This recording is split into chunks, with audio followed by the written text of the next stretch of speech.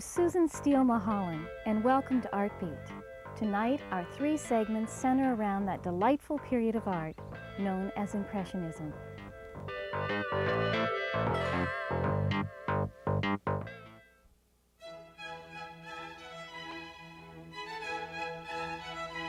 It seemed natural to interview our guest, Elizabeth Murray, outdoors among the trees and flowers which provide the magic and mystery of light so adored by the Impressionists. The veiled shapes of these leaves express the inexpressible, just as the canvases of Claude Monet. Liz Murray is the author of the recently published book Monet's Passion, Ideas, Inspiration, and Insights from the Painter's Gardens. The book is both practical and aesthetic because Liz is a photographer as well as a garden designer. She travels extensively giving lectures on garden design and in particular on Claude Monet's gardens in the French village of Giverny. Well, I was a gardener in Carmel, California for 7 years, and I had 9 people working under me, and I taught all kinds of gardening and flower arranging and horticultural therapy. I loved my job, but I felt I needed something to inspire me. So I took 10 weeks off to travel in Europe and to go to different countries looking at gardens and looking at art. And Giverny was one of the gardens I wanted to see the most. And when I went there, it was like falling in love. And I got a lump in my throat, and I was just totally touched with this garden, with its romance and its color and the exuberance of everything. And I thought, I want to see this garden. I want to know this garden. So I asked about who were the curators, and it was Gerald and Florence Vanderkamp. And it took me 2 weeks to have an introduction with them, lots of phone calls and pursuing. And finally I met them and said, I would like to work for you, and I'm willing to work for free. So they said, great, come on over and we'll make you an apartment. We'll give you room and board. So I returned to Carmel, California, and I quit my job I really loved, packed up my house, and went over to Paris, studied French for 2 months, living with a French family, and then April 1st, 1985, started to move into the garden and work there. I think the reason I fell in love with the garden is because the colors were so carefully chosen, and the quality of light in Giverny is very important. And the more I got to know the garden, the more I realized why Monet fell in love with it and why it became such an incredible motif for him. And as I photographed the garden and worked in it and looked forward to every season and every new flower blooming, the irises, the roses, the peonies, it was like a special gift that was given to me. And as Monet lived there and he established his garden over more than 40 years, he realized he didn't have to travel anymore, and he could just stay in the garden, and everything he needed was there. He has 2 gardens. One is the flower garden, and then across the road he made a water lily pond that we know so well from his paintings. And there the light is very different. The smell is different. It's more calm. And it was a mirror that collected the sun and the clouds, and then he floated, of course, his wonderful water lilies on the pond, and that interrupted the patterns of the clouds. When I arrived in Giverny, it was early spring, and there had been a terrible freeze, and I think the gardeners, the head gardener, Monsieur Vaillet, hadn't been asked if he wanted an American woman to work with him. And he didn't really like the idea of having a woman in the garden. He thought, who is she? You know, what do you mean a professional? And is she some bourgeoisie that is so wealthy that she can volunteer? And I wasn't bourgeoisie. I gave up everything to work there. So he gave me very difficult jobs in the pouring rain, just the worst bottom of the line work. So I would leave and go home. And I wanted to show him that I knew something. And all these roses needed pruning because of this severe freeze they had. So I said, Monsieur Vaillet, may I prune the roses? And he said, okay, you prune this one. And it was a mermaid rose, which Monet had planted, the oldest rose in the garden. And it went up to the 2nd story and across the whole front of half of the house. He gave me a rickety ladder and a big, huge pruning shears that was like a pipe cutters, and said, you know, go to it. So I went up there. There was no teamwork, no one to work with me, and I carefully started to prune. I think pruning is sort of the meditation of a garden. It's every cut really makes a difference, and you can think about how it's going to grow and help the plant. And I worked for many hours, and afterwards I had a huge pile of clippings that was about 10 or 15 feet high. Monsieur Vaillet came out, he put his hands on his hips, and he nodded approval. So therefore, I had established myself, and he gave me the job of pruning all the roses in the garden. And then later, he had some of his gardeners watch me or work next to me. So this was quite a compliment, and that's how I established myself. In early spring, the garden is a lot of bulbs, and they'll plant the bulbs, the daffodils and tulips, right into the lawn. And you just take back the lawn like a carpet and plant your bulbs and let them shoot through. And that establishes the garden. And then the next thing that comes is the wallflowers. And those English wallflowers, and they're in wonderful golden colors. And most of them are saturated on the west side of the garden with these apricots and golds and oranges, because when the sun sets on the west side, the glow of the setting sun really illuminates those colors, and it gives a really special effect. That's one of my favorite things. And then comes the irises that we're all really familiar with. There's many kinds of iris, but in the flower garden, it's really the German iris, the bearded ones. And Monet liked to use large swatches of the same color. Like he'd grow mostly all lavender ones. Today they intermix some different varieties and they put other plants like peonies and other perennials within that same border because there's so many visitors and they have to make it look nice the whole year. Monet's idea was to plant a lot of one color, so it was like a big brush stroke. And then he'd love to see the new varieties of plants and flowers, but he'd grow them by his greenhouse. And if they were something that he really liked and they grew well, then they deserved to be in the garden. I think a lot of us today fall in love with a new plant, we stick it in, and it may not really go with our color scheme. After the irises is really the peonies and then the roses, and those are what dominate the garden. And I love them. I love the roses especially because they're on all kinds of trellis work. The garden's relatively flat and only has a slight slope to it, so to give some kind of interest, the one thing we think of is the Grand Allée, the main walkway that's covered with nasturtiums in the autumn, but it has these large arches, and the arches are trained with rambling roses of several colors, pinks, whites, reds.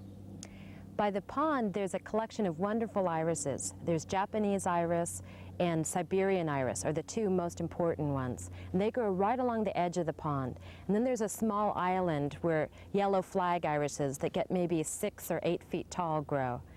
And I love seeing those because they reflect in the water and they give you a double image. I think when you work with water, you can think about reflections and the light quality. The other important spring plant over by the water garden, of course, is the wisteria.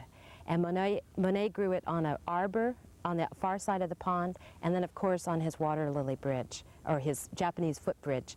And he put that arbor on, and he grew 2 kinds of wisteria, the white wisteria that grew on the bottom, and then the lavender blue on the top. Very lovely. People often ask me, what is the best time to visit Giverny? And I love the spring, I love May and June, but also I really love the autumn garden, and that's where it's sort of orderly disorder. Things take over. It's a little bit on the messy side, but I really like it. The helianthus, the little wild yellow, golden yellow sunflower take over, and they get 6 to 8 feet high. Pink cosmos are everywhere. The late summer has, of course, the hollyhocks, which are beautiful. Single hollyhocks, no doubles. Monet didn't like double flowers. And asters, lavender asters, many different varieties. Dahlias, huge dahlias take over the garden. And that really establishes the autumn. Lots of warm colors, the purples and golds. And then with that soft mist that comes in, it makes the colors much more blended and softer, not like real bright as though there was hard sun. One of my favorite photographs was just by chance. It was Fifi, the little calico cat, and she was out mousing early in the morning mist, and I caught her as she was walking down a small gravel path with these huge golden sunflowers and bright pink cosmos towering over her. And it's just such a sweet photograph, and it shows the dimension of the garden. I think having a cat in the garden brings a lot of life, and that was one of my favorite pictures. When I photographed the water lily pond, to give an idea of how difficult it was for Monet to paint and what he was trying to do, I like this picture because of the reflections, and it's almost like an abstract painting, because what you're seeing is the willow tree reflected in the water, with just the water lilies kind of interrupting that reflection. Monet was the first painter that didn't paint with a horizon line, and so he was also considered not only the father of Impressionism, but the father of modern art. Monet didn't like to talk about his art, but he did like to talk about gardening. One story that I was very touched by was his best friend was Clemenceau, the great statesman, and just a few weeks before Monet died, he was talking to Clemenceau, and he said, "You must come to my garden in the spring. I've ordered some wonderful Japanese lilies, and they'll be in bloom. You must come and see them. I think I'll miss them, but I want you to come and see them." So I think that's a real true gardener, to keep planting beyond your own life. Bruce Katzeff is the newly appointed director of the James A. Michener Art Center in Doylestown, Pennsylvania. In this interview, Bruce compares and contrasts the Pennsylvania Impressionists with their predecessors, the French Impressionists. When we talk about Impressionism, we have to begin obviously with French Impressionism, because that's where the movement began. And one of the confusions that many people have about Impressionism is an outgrowth of the title, of the name. They assume that because it's called Impressionism, that it is somehow an impression of the scene. In fact, the French Impressionists, in their own view, were trying to be closer to reality, not further away from reality.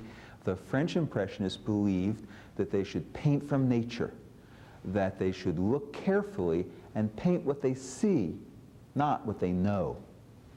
And that's an important distinction, because throughout the history of art, so often the painter would paint what they knew.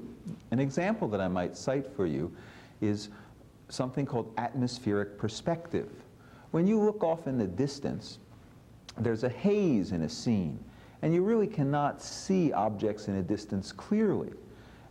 In earlier periods of painting, the painter might clarify those distant objects and make them appear to be sharp.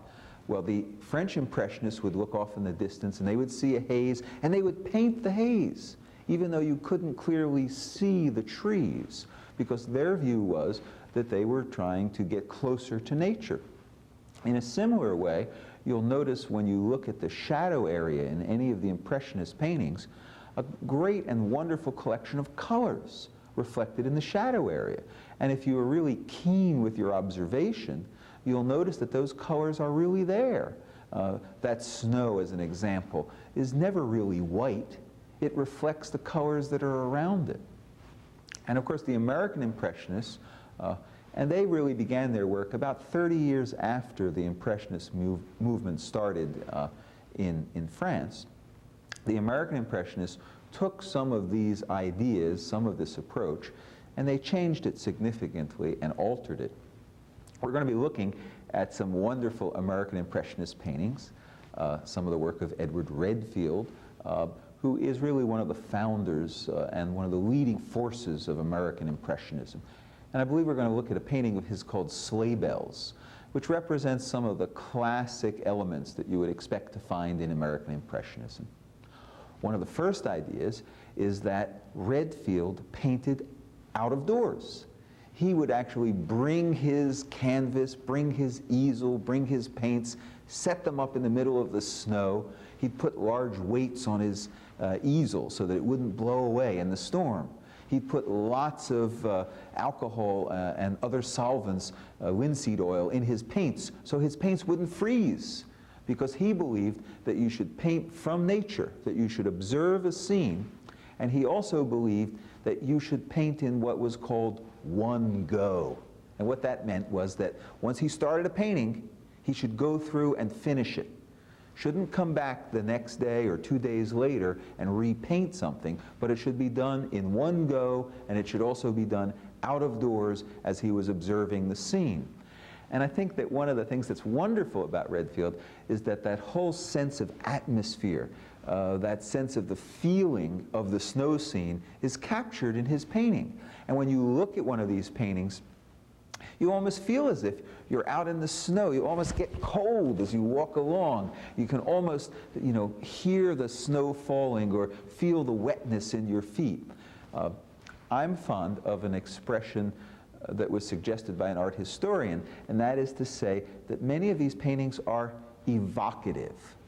And what's suggested by that is the idea that when we look at these paintings, even though we only see them with our eyes, they evoke a response in other senses, so that we are only seeing these things, but somehow we feel the sense of the day. We hear the sounds in the woods.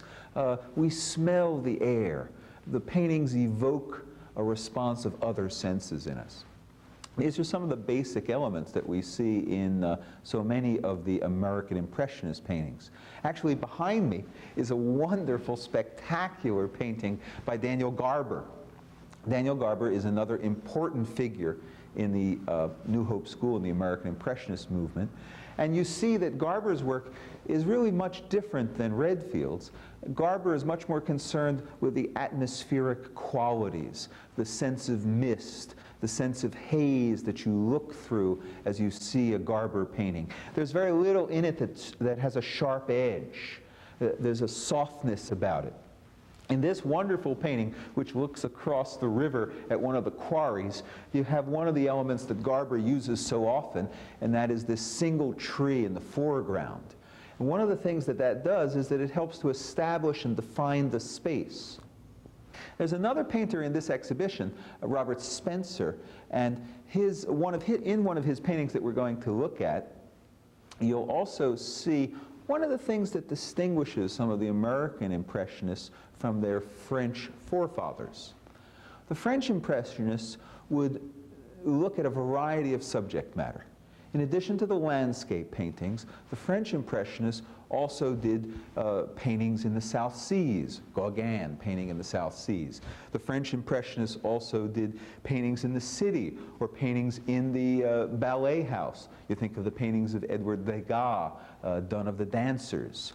Many of the American Impressionists are principally, I should correct myself and I should say the Pennsylvania Impressionists, because there's another group of American Impressionists who don't do this. The Pennsylvania Impressionists, for the most part, are only painting these natural scenes in Bucks County.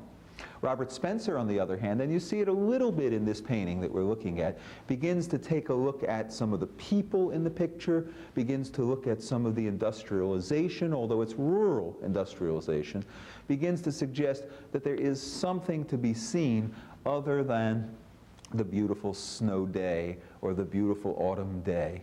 Of course, for those of us who live in Bucks County, sometimes we can understand why Redfield or Garber or some of the other painters seem to be fixated on the beautiful scenery. So much of it is still left here in the county, and we can relate to why they just went outside, painted in natural light in one day, actually in the scene, and did these very beautiful, very pretty, very romantic images of Bucks County. One of the important differences between the American Impressionists and the French Impressionists is the American Impressionist subject matter is generally much more limited than the French. The American Impressionists will generally do landscapes, while the French Impressionists will look at a variety of different scenes.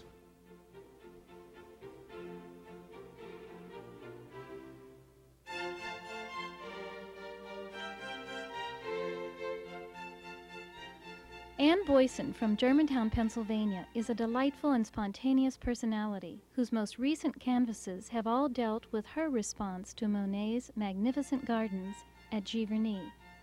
This segment will give you an insight into her technique and an exclusive look at her vibrant paintings. Primarily, I like to paint outdoors, and that the definition of that is a plein air painter, or plein air. I like to paint outside because there's a lot of space and freedom, and it helps me to feel what's going on. Part of my paintings are my emotional reaction to part of nature that I love. And a lot of that could have to do with the light, the humidity, the color, the sound. All of that influences what you feel about you paint, what you feel about what you paint. I'm really not an art historian. I don't like to read about art. I do it. And I'm not a teacher of art. I have no desire to do that either. But from what I understand, that was a break with tradition. I'm sure other people have done that, but it is a break to get outside and deal with, mostly it was with the light.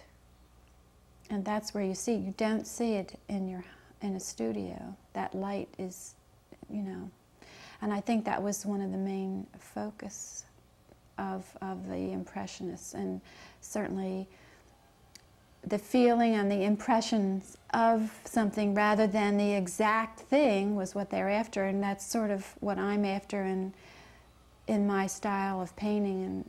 But that's just, well, a white canvas is not very interesting, and a lot of people paint on a canvas that has one color on it, placed in their gesso or whatever. I like to place a foundation of really large spaces of darks and lights. Sometimes it's really an underpainting, and I guess sometimes it really isn't, depending on whether it shows through or not. It gives me my structure. You have to get a structure from somewhere when you're looking out into nature. The gardens are more structured, but when you're out in nature, say you're looking at a long distance view, it's just, you have to pick something and start. And it's a statement as well as the darks and lights, as I guess I said. And I like to, and it adds a certain amount of freedom that I want to try to keep with my work.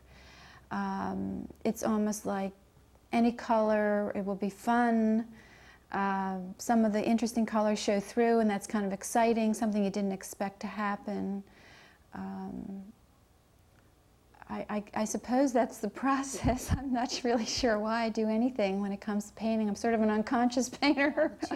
Well, I guess there are people painting right out of the tube, but I guess the more experience I get, the more I mix, and the more I mix, and the more experience I get, the more I mix, and it's kind of fun, and you never know what's going to happen.